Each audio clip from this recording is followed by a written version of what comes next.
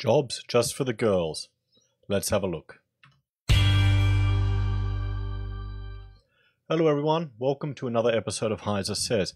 Today I'd like to talk about University of Adelaide, where they've created positions just for women.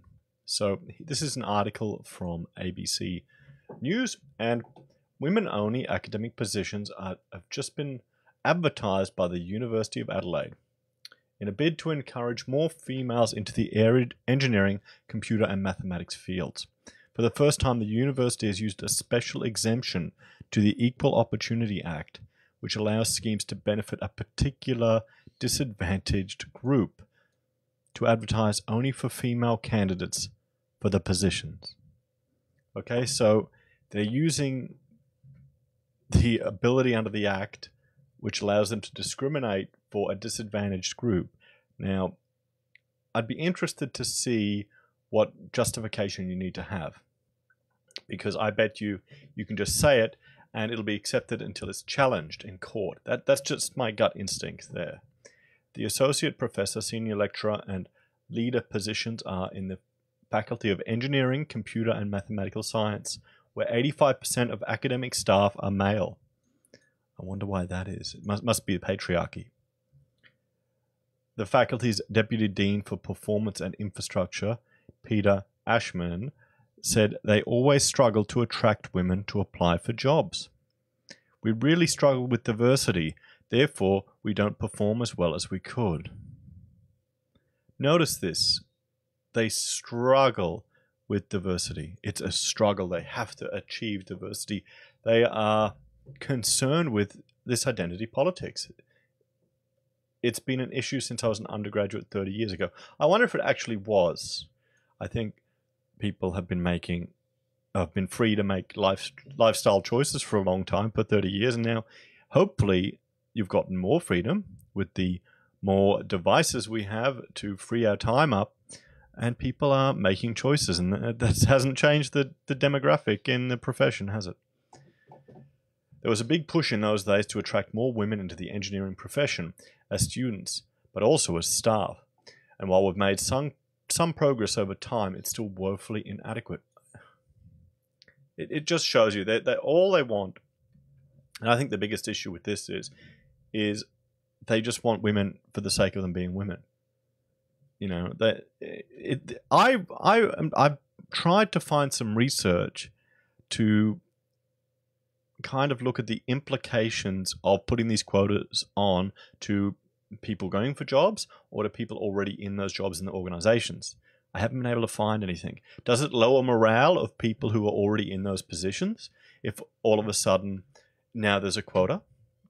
I've got anecdotal evidence. It happened to my wife. She was sitting on a national panel for the Institute of Architects, the Royal Australian Institute, and they changed their policy to encourage more gender equality. So it kind of diminished the work she did in a way, because people will see, oh, just a quota filler. You know, I wonder how many people, good quality people, who don't need to go to a university that need to have quotas in place, will avoid it. You know, if you're a top woman in this engineering field, are you going to go to a university where you'll be looked at as a quota filler? Or are you going to go to a university where you can compete without that stain on your career? I wonder. I really, really wonder. So, Melbourne and Monash universities have also advertised academic positions reserved for women. Okay, so there you go. Why not just the best person for the job? Well, yeah, that makes a lot of sense.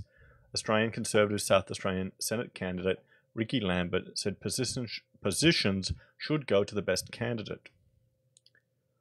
All of this sort of political correctness targeting when it comes to recruitment is simply not achieving the results we need, and the clearest example of this is in the poor results we're getting in STEM, science, technology, engineering, and maths. He said girls and young women were already showing an increased interest in STEM, and governments and universities don't need to be running ahead of the community with these sorts of targets. Well, yeah, he's got a good point. It's going to take a while for someone to show an increased interest to progress up their career. But no, a lot of them want it now. They want it now. They want these board positions. They want complete unbiased equality, I'd say. They want equality of outcome, not equality of opportunity, these people. Professor Ashman said the system was currently unfair against women. Okay. As evidenced by the lack of women who applied for and got jobs in the area. Wait, I've got to read that again. He said the system was currently unfair, and he gives evidence that women who applied for the jobs didn't get the jobs in that area. Or the lack of applicants. So that must mean it's unfair. Maybe it's because your university is going to be seen as just an organization that is giving, a gender fill. This is about making our organizations better. It's about us having a diverse and more inclusive organization. Oh, see, this, I don't know if diversity of gender is actually going to make your organization better. Unless there's some particular need. I don't see how your gender, or if you have a penis or a vagina, what your biological sex is going to have any impact on your ability for these careers. Society is going to need some very clever engineers and computer scientists. Yes, it is. To solve a whole range of problems. And if we're not fishing from the whole pond, we're going to have a problem. So what this guy thinks is he's arguing that there is a systematic reason that women aren't getting in this, and they need to implement this discrimination to address it. Here we go. Complaints can be made against exemptions. So the South Australian Equal Opportunities Act allows discrimination complaints against exemptions to be made to the Commissioner for Equal Opportunity. Mr. Lambert said his party, which is led by Senator Cory Bernardi, would not be putting in a complaint. The Conservative Party is quite reticent to go submitting complaints under a body that we fundamentally disagree with and why it actually exists. So yeah, they don't even agree with the idea of having this. So good point. Good on you for not making a complaint. Overall, about 40% of the institution's academic staff are female. I'd be interested to see how many of the institution's non-academic staff are female. The support staff, because that's where the big growth in university staff has been.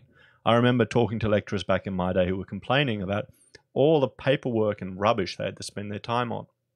And I said, well, there are all these admin people around. Why can't you get them to do it? No. They just give us work. They don't do work for us. It's ludicrous. So, according to figures from Engineers Australia, only 6% of girls and 11.5% of boys are studying advanced maths in high school. In 2001, the figure was 8% and 16%. So it's gone down in 14 years. It has gone down by 25%, by a quarter. The number of girls studying these fields have gone down by 25% in 15 years, in a generation. Wow. So, okay, let's have a look at a few things. He's arguing that there is a need to do this, but I recall reading that a large number of women actually leave the STEM fields. And I found this article here going, 83% of women leave their STEM careers. We're changing that. Did you know that research, this is interesting, has found that over half of the people who graduate with a science PhD and become early career researchers are women? Okay, so over half. But 83% of senior academics in universities and research institutes are men. Yep, women just make up 17% of the people who can continue to study, continue on to a long-term career in science, technology, engineering, and mathematics. As women leave STEM fields, we are losing a lot of expert, qualified professionals. This impacts Australia's scientific performance and productivity. Now, why do women leave? Why do so many women start a career in STEM but leave it before rising through the ranks? There are many reasons researched by the Australian... There are many reasons, many reasons. Research by the Australian Human Rights Commission found that 1 in 2, so nearly 50%, mothers reported experiencing discrimination in the workplace at some point. Further, over a quarter, 27% of the fathers and partners surveyed reported experiencing discrimination related to parental leave and return to work despite taking very short periods of leave. Okay, so this is how they are portraying the reason. They jump onto this article here, or the research from the Human Rights Commission. And I thought that's very interesting. You know, And because then here we go, they talk about women in science and how they're going to start up an organization. And I'll link to these articles below and you can read it, continue on reading it. But let's have a look first at the report, or a segment of the report. Now, here it is. This is from Chapter 3, and examples of employees during pregnancy, parental leave, and return to work after parental leave. Experiences, sorry. Now, I searched this entire document and I couldn't find the word science or STEM, anything in here. The research is general in nature. They're painting it in this example here as it results just to STEM. The report is general. So let's just look at the summary. And I'll change to purple. So the National Review found that there are a range of different types of discrimination at both the individual and systematic level, experienced by women at work while pregnant, returning to work, and by men during parental leave, returning to work. Yep, okay. Discrimination towards pregnant women and parents at work can have a wide range of short and long-term consequences for affected individuals, their families, and workplaces. In addition to experiencing discrimination, women and men face structural barriers, gender stereotyping, and lack of awareness and understanding of employees' rights and entitlements can render women and men vulnerable to discrimination. Limited availability, affordability, and access to quality early childhood education. Notice how they want you to send your kids to the government really young, really young. And from my own personal experiences, I've worked with some of the big organizations here in Australia that are held up as being empowering and everything like that, and just seeing how those organizations treat the pregnant staff, the nature and consequences of discrimination experienced by women and men can be shaped by other factors, including their cultural background, disability, sexual orientation, yada yada yada yada. The effective implementation of workplace policies targeting pregnancy, parental leave, and return to work will support efforts to reduce discrimination and promote diverse workplaces. So it's just a general report. This is just the section I've taken out there to read. I will link to the full report if you'd like to go through it, but you can see how it's not specifically dealing with STEM that they're calling for here. And I found a whole lot of other articles dealing with this, or reports, organizations. One issue or one suggestion I have for dealing with pregnancy and parental leave and these issues is to take it out of the hands of the government. Remove the fringe benefit tax surrounding childcare and nannies and all of that, and putting it part of people's packages. So say, okay, you've got a dad. Dad, we'll offer you 80 grand, plus you'll have 2 days of childcare at a venue of your choice, included in your workplace package. Mum, we'll give you 3 days. So you can work together as a family to get these options. Or, we've got a on-site child creche that we've got. We've got a nanny that comes 4 days a week. Yeah, all these options. And that would be smart. But they just want you to send your kid to the government, stick them in there. And then, honestly, this early childhood access, you still have to leave early. You still have to pick them up. All these things that, life as employment and as a parent is more complicated than they're putting out. So I found this article here. And this is looking at the real reason women are leaving STEM jobs. Because I think it's similar to architecture in many ways. Like architecture, you've got more women graduating, or at least you had, than men, but more men in the upper echelons. And a lot of women bow out of their career halfway through when they have families. And you can say, it's all discrimination, it's all this and it's all that, but I would argue that it's a shit profession with regards to pay, flexibility with your family, and the men are, you have to ask why they're staying there, because they don't, as a father or as a man in the industry, you don't have an exit card as a mother can get pregnant and go, well, you know what, I'll spend time with my family. Why would I go work on these horrible projects for these asshole clients? Whoop-de-doo. That's just my theory. Let's have a read of this. A recent report revealed a surprise gender gap. Women job hop more than men, and it's getting more pronounced. Whether the analysis at LinkedIn who did the study said that while the analysis at LinkedIn who did the study said that further research was needed to determine why, it's not about balancing family and work, as most of the job hoppers weren't parents yet. That's very interesting. The Society of Women Engineers might have a clue. In the first gender-based study of its kind conducted in the STEM space in the USA, the data revealed women leaving jobs was the result of multiple factors beyond sexual harassment, that the survey Elephant in the Valley, Silicon Valley, found rampant among established working women at tech companies in Silicon Valley. SWE's Corporate Partnership Council study found that there are gender differences in workplace priorities. Wow, that's fascinating. Almost like there's a difference between men and women, particularly as companies that are meeting female hiring goals are unable to retain them, especially 5 to 8 years after they've started. The SWE Culture Study surveyed 3,200 men and women in various roles, found from 4 multinational STEM organizations. Participants had to pick from groups of words that best describes their thoughts in 3 areas: personal values, who they are, who they hope to become; current cultural values, how their department currently operates; desired cultural values, what they need to be in order for their department to reach its highest potential. Overall, the men and women surveyed weren't all that different. What did emerge was that women reported more negative descriptors and had less confidence in the company's direction, especially among female leaders. Wow. Who another study found were more than 50% likely to switch with a company once they had reached the C-suite than their male counterparts. Wow. Well, there you go. That's interesting. What's causing the disconnect? Female leaders said that while their companies focused on short-term items such as cost reduction, hierarchy, and resource constraints, they were missing the boat on some key elements of engagement: accountability, balance, continuous improvement, coaching, mentoring, empowerment. Women reported accountability as their number 1 personal and professional value. The fact that they are leaving in greater numbers than men shows that they have less tolerance for unfair practices that inhibit their ability to achieve excellent work.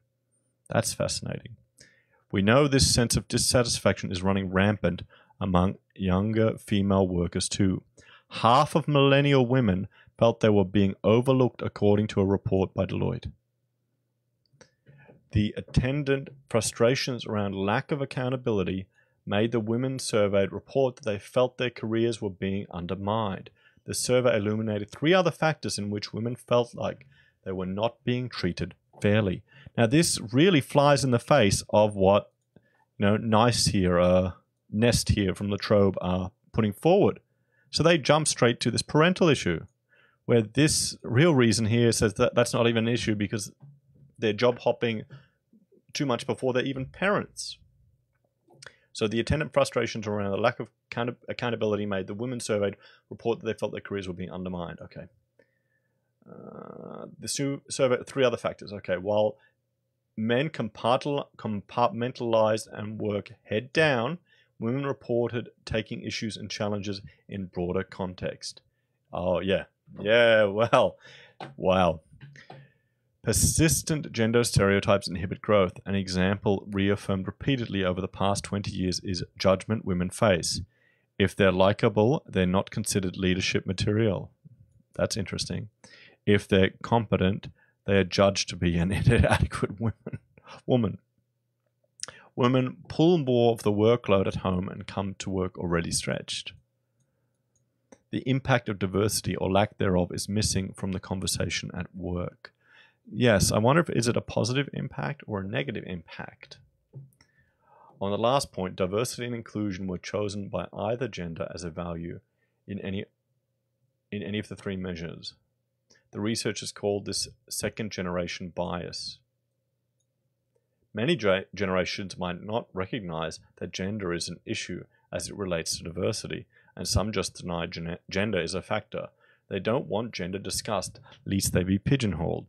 Karen Hording, Executive Director and CEO of SWE, said in a statement, "With gender impact absent from corporate consciousness and resistant resisted as a workplace reality, men and women have no foundational understandings from which to recognize consequences and to build solutions to gender-based disparities.